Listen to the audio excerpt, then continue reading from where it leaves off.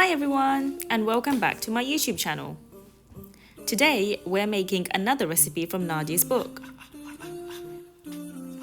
This time I thought I'd choose something from the lunch section. We're going to make pizza parathas.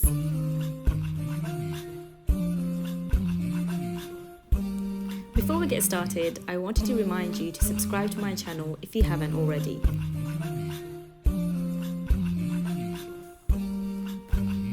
In a bowl, we are adding some plain flour, salt, and sugar.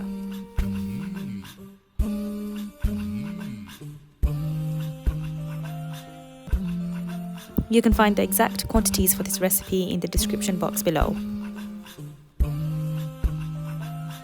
And we're just going to mix that together and get it ready for the vegetable oil. You can find the exact measurements in the description box below.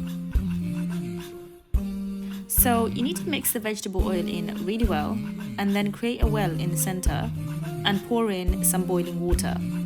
Now pour in the boiling water a little bit at a time because you don't want to add too much, because then it will get too soggy and won't create a good dough. Now you definitely don't want to be using your hand at this point because you don't want to burn it. Use a wooden spoon or a spatula to bring the dough together. After a few minutes, the water would have cooled down, so get your hands stuck in there and bring it all together. How funny does this look? It really does make me laugh. If only I was really that fast.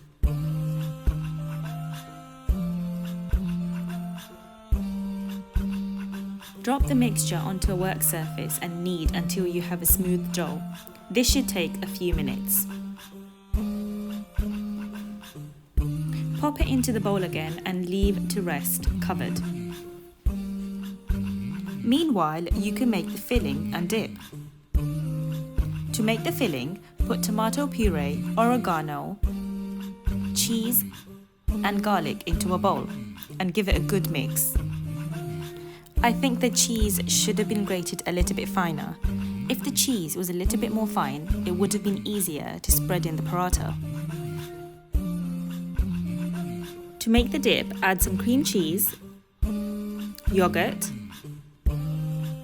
garlic, lemon juice, parsley, and some salt and pepper to another bowl.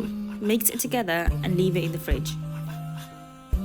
I couldn't find any fresh chives in my local supermarket, so I used dried parsley instead. It worked just as well. Okay, so now it's time to roll out the parathas. In the book, it says to roll out the dough into a long sausage shape and cut it into 12 equal portions. Now, I find it quite difficult to make equal portions, so I usually weigh it. On the left-hand side of the screen, you could see that I weighed it, and each ball was approximately 78 grams.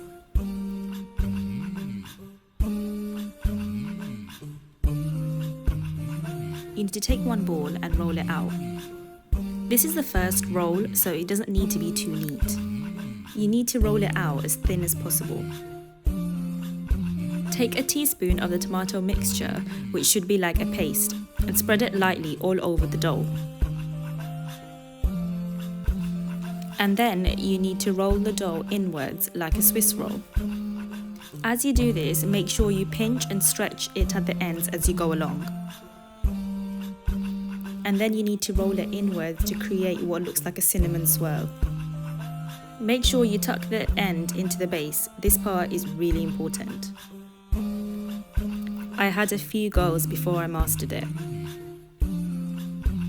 On the left-hand side of the screen, you can see what happens when you don't tuck the end in properly. It gets really messy. If you find it difficult to make it a round shape, then don't worry. When I was younger, I would find it really difficult to make round rotis or parathas, so my mum taught me to make square-shaped ones instead. They're much easier to roll out and taste exactly the same. You can see me demonstrate that on the left-hand side of the screen. I used cling film between each paratha so they don't stick together. The recipe says to place a non-stick pan on medium heat. Place one paratha at a time in the pan and cook gently for 3 minutes on each side. Brush both sides with melted butter and leave it on a plate. I followed the recipe exactly at first, and then I decided to cook it a little bit differently.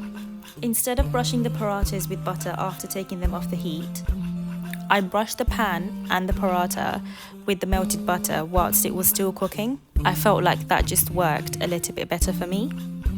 When the paratha is cooked, I took it off the heat and placed it on a plate. Make sure you cover the cooked parathas because they get cold really quickly and then they'll get quite hard. And now they're finished, I'm just plating them up. I used a pizza cutter to slice them and they were so much nicer like this.